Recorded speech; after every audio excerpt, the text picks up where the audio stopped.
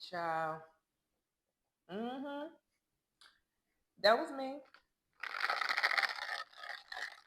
Let's go on and talk.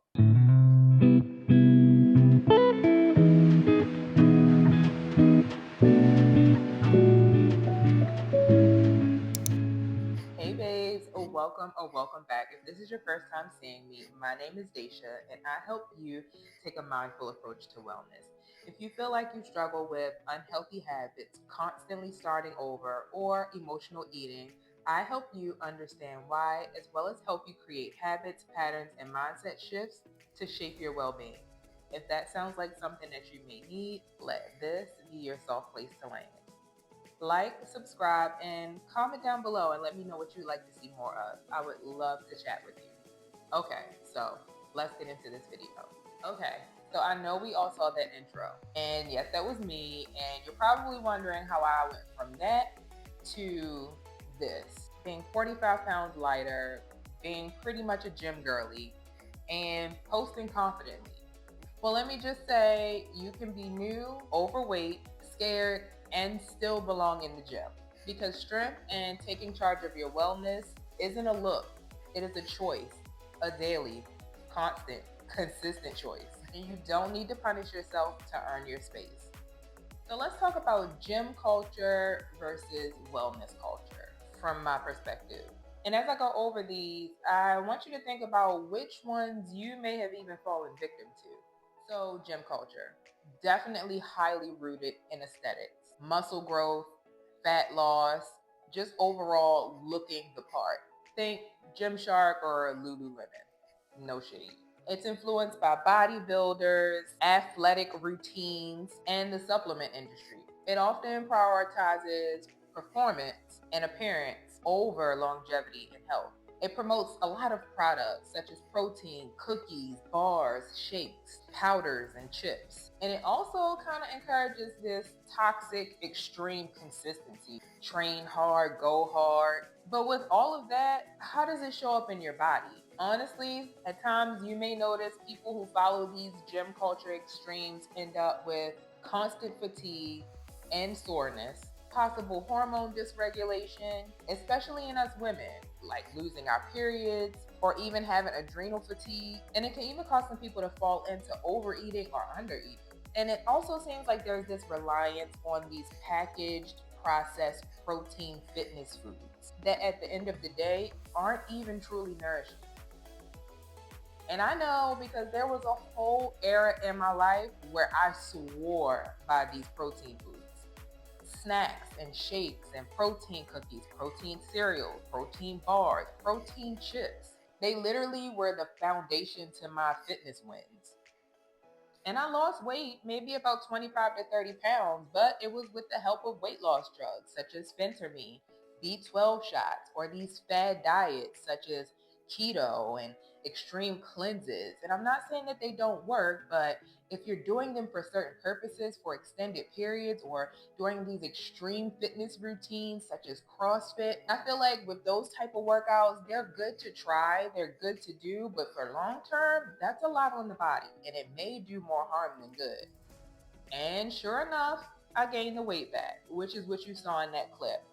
Before that clip at the beginning of this video, I was probably the fittest that I was in my adult life since college. I was down a lot of weight. I was working out, I was weight training, but it wasn't sustainable. Why? Because I wasn't living holistically. Once I left California and I came back home and I thought I was good, I got comfortable. I can skip this workout. I don't have to eat so clean. I can go to happy hours 5 days a week and eat what I want. As soon as you start doing things like that and not keeping up with your routines, you end up falling off. The weight ends up coming back. And when I could no longer get my little weight loss drugs and the phentermine dried up, oh, honey, it was over. All that weight and then some came back. In that video, I was 212 pounds. That was the largest that I've ever been in my adult life. No pregnancy, no babies, just poor health habits. And if you don't take care of the underlying habits, Soon as life happens, or as soon as you get tired of doing the same thing every day, all of those unhealthy habits resurface and the weight ends up coming back. So, what happens when you go from flexing publicly, having lost 30 pounds, having claiming this fitness lifestyle, and then you gain it all back? You end up hiding in shame, because that's what I did. Because at that point, I was even bigger then than when I lost the weight the first time. And we all know what happens with shame. Essentially, it feeds the loop that you're already in. I began to eat more because I was ashamed of how I failed. And in that secrecy of eating more, of course, I wasn't eating broccoli in my shame. I was eating Little Debbie's cakes, wondering how I was ever going to be able to show up again in front of all of this social media or in front of all of these people that told me, "You look so amazing, you lost all this weight." It was hard to face myself. And honestly, I don't care how much you've been in the gym, when you're 40 to 50 pounds overweight, you do not necessarily always feel comfortable parading yourself in a gym, trying to use certain equipment. It just does not feel comfortable. And again, the element of shame. I've definitely been the girl standing by certain machines, pretending to stretch just because I didn't know how to use it, or I didn't feel comfortable about a bulge or my stomach hanging out, or whatever the case may be. I have been there more than once. But guess what? Nobody that looks confident in the gym started that way. And I want you to remember that you have every single right to be there. Even if all you do is walk, try just one machine, walk in and walk right back out, you still belong and you still made that step to try to change something in your life. All of this is about learning how to show up for yourself again, not to impress anyone, not to burn off the guilt, just strictly to build trust with yourself and your body. Like I said, when I first restarted for the third time, crazy, I felt really uncomfortable. And that was a hindrance for me. I was ashamed to start at lower weights. I was ashamed to look like I was struggling. I was ashamed to look like I didn't know what I was doing, because those people didn't know what I was just a year ago, 6 months ago. So I did what I could do. I privately started walking outside or working out at home, or when I was on my travel assignment, working out in the hotel room. I just wanted to get used to moving my body again without judgment. Not only from other people, because more than likely they ain't paying you no mind. The judgment is coming from yourself. And eventually, when I got a little bit more comfortable, I rejoined the gym. But I was intentional. I went during off peak hours when it wasn't packed.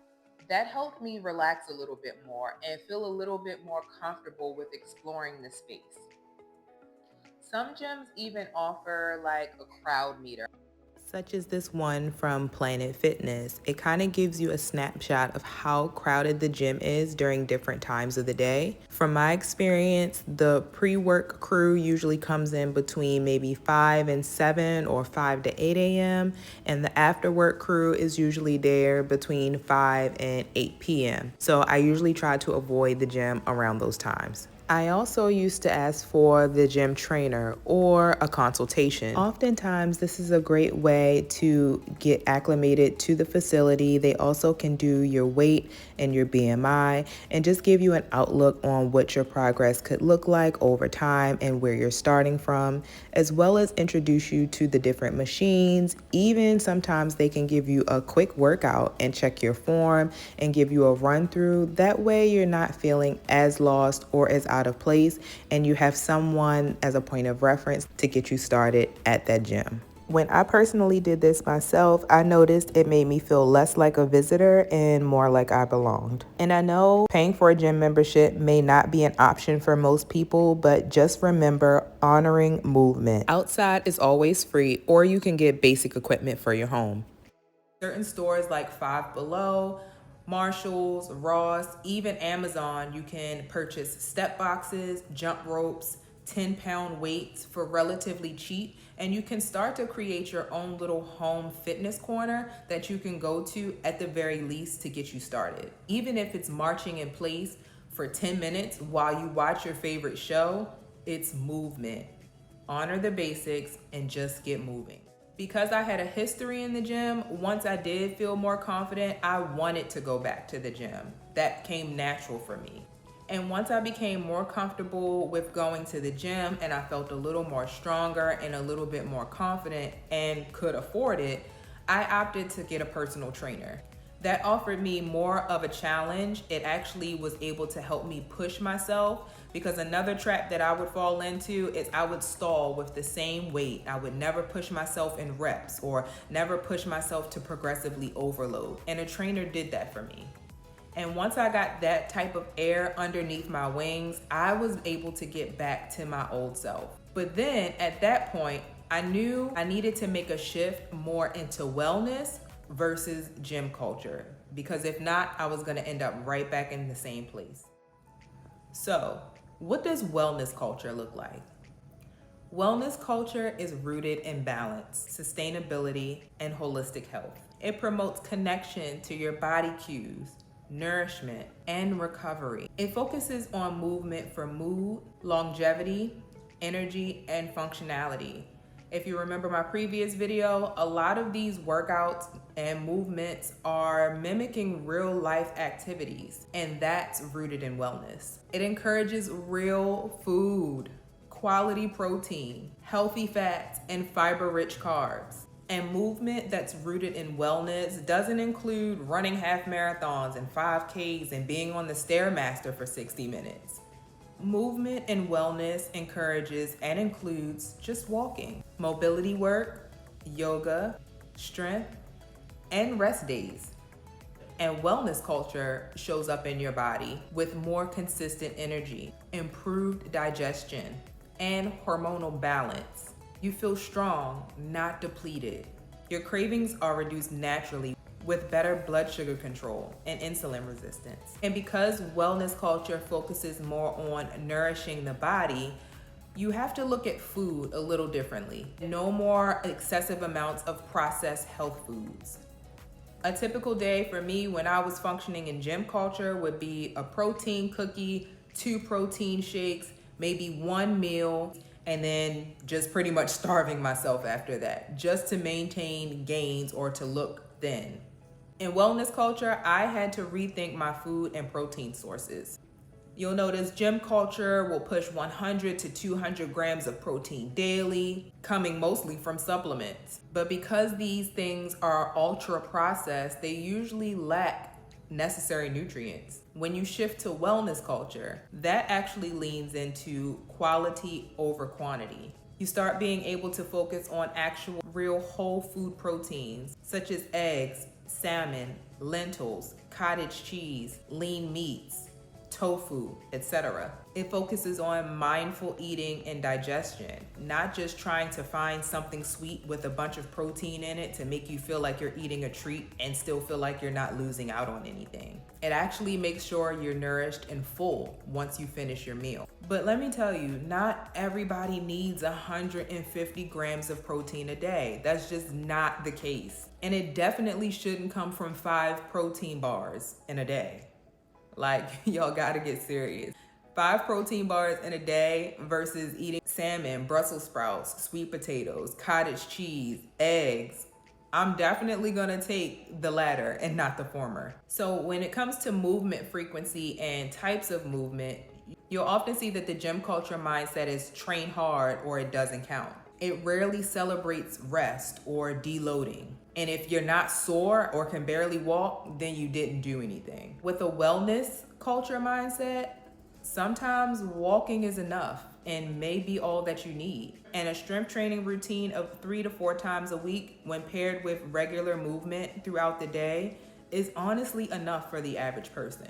And it also includes a space for mobility, yoga, and play, because playing is also a workout at your big age. Yeah, it's not crazy.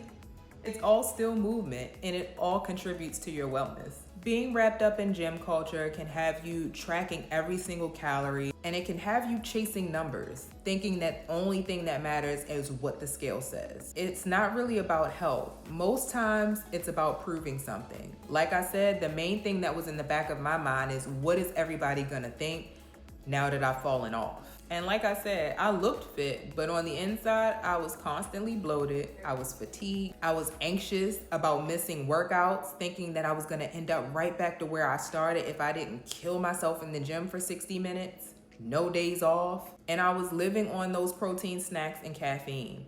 So, how do you know when you've switched to wellness culture versus gym culture? When you realize that movement doesn't have to be punishment. When you start listening to your body, resting without guilt, not tearing your body up until you feel terribly sore, and beginning to fuel yourself with real foods such as eggs, salmon, and lean meats. And taking in carbs that are full of fiber because carbs are good. They give you energy. You learn to stop measuring your worth in reps or macros. In wellness culture, I still lift.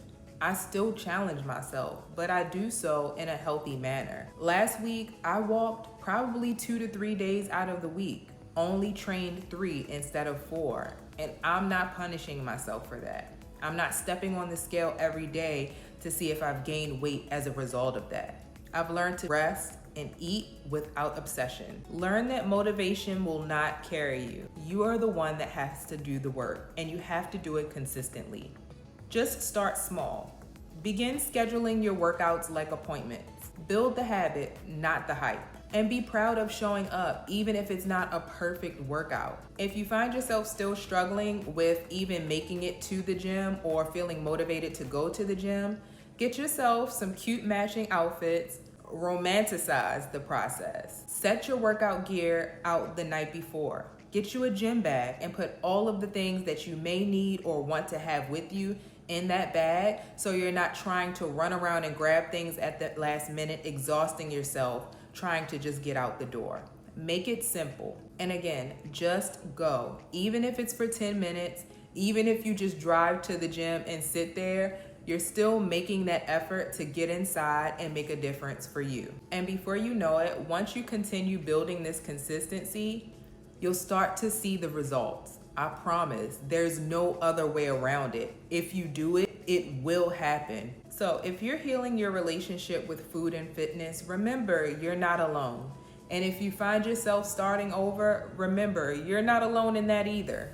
Sometimes life happens and we realize certain things about ourselves along the way, but that doesn't mean you have to stay stuck there. If you feel like you need someone to help you be accountable, subscribe to this channel and follow for more real talk on movement, meals, and mindset, and how to get strong without losing yourself. And let me just say, for my 200 plus subscribers so far, hi y'all. Thank you so much for following me along on this journey of just trying to share my story and the things that I've learned that I feel will help not only myself, but someone like you either get started, start again, or maintain your current progress on this journey. Just like losing weight or starting new habits, it has been amazing to watch my community begin to grow and to see that I am actually touching you guys in a way that matters. Consistency doesn't always apply to weight loss. It also applies to following your dreams. And for those who do not know, this is not my first rodeo with trying to spread the gospel on health and wellness.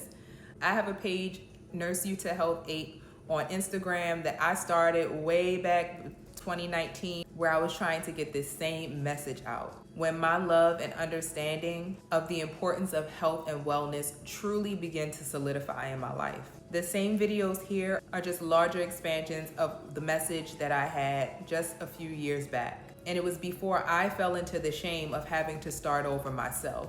Before I realized it's okay to start over, to make mistakes, to not know any better, but it is also very important to learn from what you've been through. The fact that you guys have given me such beautiful feedback thus far, it does not go unnoticed, and I am truly grateful. I thank each and every one of you. And I want each of you to really, truly understand that your health is the true wealth that you'll have throughout your lifespan. Thank you for showing me that true intentions, consistency, passion, and dedication truly pays off. I love you guys, and let's get better together. And as always, you got this, babes. I'll see you in the next one. Bye.